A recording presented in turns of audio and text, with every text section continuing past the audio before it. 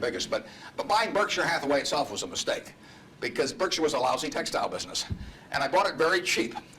I'd been taught by Ben Graham to buy things on a quantitative basis. Look around for things that are cheap. And that I was taught that, say, in 1949 or 50. It made a big impression on me. So I went around looking for what I call used cigar butts of stocks. And the cigar butt approach to buying stocks is that you walk down the street and you're looking around for cigar butts and you find this on the street, this terrible looking, soggy, ugly looking cigar, one puff left in it. But you pick it up and you get your one puff. Disgusting, you throw it away, but it's free. I mean, it's cheap. And then you look around for another soggy, one puff cigarette. Well, that's what I did for years. It's a mistake.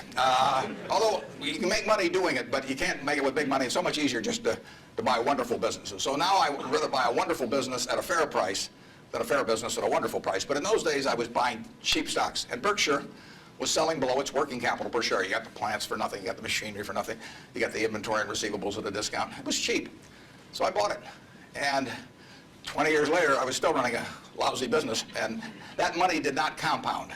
You really want to be in a wonderful business because the time is the friend of the wonderful business. You keep compounding, it keeps doing more business, and you keep making more money. Time is the enemy of the lousy business. I could have sold Berkshire, perhaps liquidated it, and made a quick little profit, one puff. But staying with those kind of businesses is a big mistake. So you might say I learned something out of that mistake, and I would have been way better off taking what I did with Berkshire is I kept buying better businesses. I started an insurance business, See's Candy, the Buffalo, all kinds of things. I would have been way better doing that with a brand new little entity that I'd set up rather than using Berkshire as the platform. Now I've had a lot of fun out of it. I mean, everything in life seems to turn out for the better, so I don't have any complaints about that, but it was a dumb thing to do.